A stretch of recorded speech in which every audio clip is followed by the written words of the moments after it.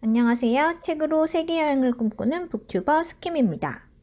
벌써 5월이 다가고 6월이네요.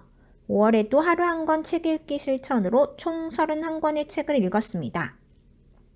살짝 독태기가 와서 주로 에세이와 짧은 소설 위주로 읽었는데요. 그 중에서 베스트 3를 소개할게요. 우선 가장 좋았던 책은 제가 이미 블로그에서 엄청 추천했던 책, 바로 한순간에 라는 소설입니다. 영어 원제로는 In an Instant라는 제목으로 무려 18개월 동안 아마존 킨들 베스트 1위를 차지했던 책이에요. 줄거리를 짧게 요약해드리면 소설의 화자이자 주인공 핀의 가족과 핀 엄마의 20년 절친 가족은 함께 여행을 갑니다. 그러다 자동차 사고로 두 가족이 탄 차가 낭떠러지로 추락을 해요. 차에는 핀의 가족과 핀 엄마 친구의 가족이 있습니다.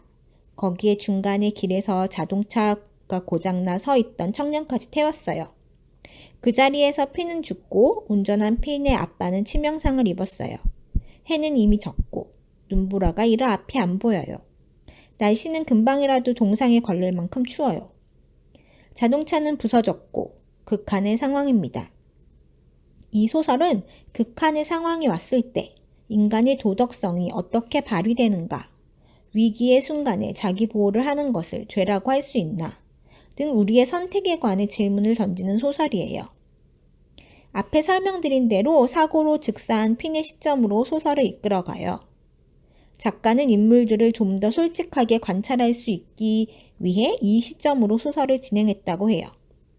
그래서 계속 소설을 읽으면서 독자로 하여금 질문을 하게 됩니다. 당신은 어떻게 할까요? 나의 안전과 나의 가족이 먼저일까요? 그래도 친구의 가족과 낯선 청년의 생명도 우리 가족과 똑같이 중요하게 행동할 수 있을까요? 저자가 8살 때 겪었던 실제 이야기를 모티브로 쓴 소설이에요. 그래서 그런지 정도의 차이는 있지만 우리 모두에게 언제든 일어날 수 있는 일이라는 생각이 들었습니다. 여러분은 이런 상황에 어떻게 할 것 같아요? 저자는 풍족할 때는 누구나 관대할 수 있지만 극한의 상황에서 개인적 희생을 치러야 할 때는 다를 수 있다는 것을 소설을 통해서 보여줍니다. 책의 몇 문장을 읽어드릴게요. 엄마는 아주 동정이 많다고 알려진 사람은 아니다. 어떤 사람들은 아주 냉정하다고 생각할지도 모른다.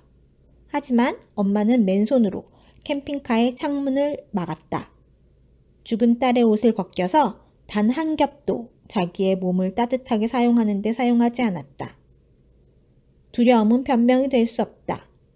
우리 엄마도 두려웠을 것이다. 카일도 두려웠을 것이다.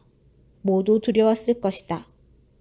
주인공 엄마는 아주 동정이 많은 사람이 아니었더라도 극한의 상황에서 용기를 냈습니다. 우리는 늘 다른 상황에서 나는 절대 안 그래 라고 생각하지만 우리 모두는 언제든지 전혀 예상하지 못했던 일들을 하게 될 수도 있지요. 누구에게나 자기 보호 본능은 있습니다. 그렇지만 그런 본능 가운데에서도 자기보다 타인을 위해 행동하는 의인들이 있어서 우리 사회가 지탱되는 게 아닐까요? 소설에 나온 모가 좋아했던 윈스턴 처칠의 말을 전하고 싶네요. 우리는 모두 벌레다. 하지만 나는 그 중에서도 빛을 내는 벌레라고 믿는다. 우리 모두 서로에게 빛을 내주는 사람이 되길 바랍니다. 두 번째 책은 에너지 버스 존 고든의 책입니다. 자기계발서의 고전과 같이 꾸준히 사랑받고 있는 책이에요. 회사에서 이제 내리막만 남았다고 절망하고 있는 주인공은 차 고장으로 우연히 조이의 버스를 타게 돼요. 그곳에서 운전사 조이를 만나 긍정 에너지로 채워 삶을 변화시키는 그런 이야기입니다. 조이의 에너지 버스의 10가지 룰을 소개할게요. 이것만 기억하고 실천해도 당신의 삶은 에너지로 넘칠 거예요. 1. 당신 버스의 운전자는 당신 자신이다. 2. 당신의 버스를 올바른 방향으로 이끄는 것은 열망, 비전, 그리고 집중이다. 3. 당신의 버스를 긍정 에너지라는 연료로 가득 채워라. 4. 당신의 버스에 사람들을 초대해라. 그리고 목적지를 향한 당신의 비전에 그들을 동참시켜라. 5. 버스에 타지 않은 사람들에게 에너지를 낭비하지 마라. 6. 당신의 버스에 에너지 뱀파이어 탑승 금지 표지판을 붙여라. 7. 승객들이 당신의 버스에 타고 있는 동안 그들을 매료시킬 열정과 에너지를 뿜어라. 8. 당신의 승객을 사랑하라. 9. 목표를 갖고 운전하라. 10. 버스에 타고 있는 동안 즐겨라. 이 책은 나의 삶은 내가 주인이니 내가 이끌고 가야 한다는 것이 핵심이에요. 제가 가장 인상 깊었던 것은 에너지 뱀파이어 탑승 금지였어요. 부정적인 사람들의 에너지에 낭비하지 말고 주변을 긍정적인 사람과 긍정 에너지로만 채워야 한다는 거예요. 에너지는 흐르는 것이기 때문에 나는 물론 나의 주변을 긍정 에너지로 채워야 한다는 겁니다. 그러기 위해서는 무엇보다 자기 인생에 대한 결정은 자기 스스로 내려야겠지요? 이 책에 나오는 법칙 한 가지를 소개하면 E 플러스 P는 O, E는 이벤트, P는 perception, O는 outcome을 의미해요. 그러니까 결국 모든 일의 결과는 사건 자체가 아니라 사건과 함께 그것을 받아들이는 내 태도에 있다는 것이지요. 저자는 이야기합니다. 세상 그 누가 당신이 어떤 태도를 가지고 살 것인지 선택해 줄 수 있나요? 아무도 없어요. 당신이 어떤 에너지 상태로 살 것인지 대신 결정해 줄 사람도 없고요. 나를 사랑하고 목표를 가지고 주변을 사랑하고 함께 긍정 에너지로 목표를 향해 나아가는 것. 조이의 에너지 버스처럼 저도 제 삶을 좋은 에너지로 가득 채우고 싶어졌던 책입니다. 마지막 책입니다. 항상 마지막 세 번째가 가장 고르기 힘들어요. 에세이를 많이 읽어서 에세이를 고를까 하다가 마지막으로는 홀로서기 심리학을 골랐습니다. 이 책을 고른 이유는 두 번째 책 에너지 버스와 어떤 면에서 비슷한 면도 있고 읽었던 책 중에 메모를 가장 많이 한 책이기도 해서예요. 이 책의 저자는 라라 이 필딩으로 이 책 소개에 나온 글도 마음에 들었습니다. 그녀가 15년간 심리 문제를 상담하면서 공통점으로 드러난 것이 겉으로 드러나는 양상은 달라도 모두 홀로서기 문제와 연결된다는 점이에요.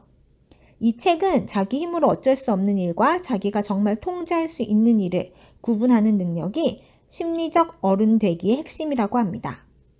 요새 코로나로 우울증이나 분노가 생긴 사람이 많다는데 들여다보면 그것도 내가 통제할 수 없는 일에 지나치게 감정을 소모하고 생각을 키워서 생기는 문제라 생각되더라고요. 홀로서기란 외부에 기대지 않는 태도이고 행복의 주도권을 나에게로 가져오기 위한 노력입니다. 통제 가능한 일과 통제 불가능한 일을 구분하는 능력입니다. 내 마음을 잘 알고 다루는 능력을 갖추는 것입니다. 내 마음을 잘 다룰 수 있게 되면 인생에 대한 통제력이 생기고 삶에 대한 자신감이 높아집니다. 내 감정을 잘 들여다보고 나를 잘 다스릴 수 있는 것이 진정한 홀로서기라는 것을 말하는 듯해요. 모든 관계 문제 해결의 실마리도 나를 잘 들여다보게 되면 해결이 되는 듯합니다. 감정의 원인을 찾고 생각과 사실을 구분하고 내 행동을 지지하는 것, 마음 챙김을 실천하고 경험하는 것도 모두 연습이 필요한 것 같아요.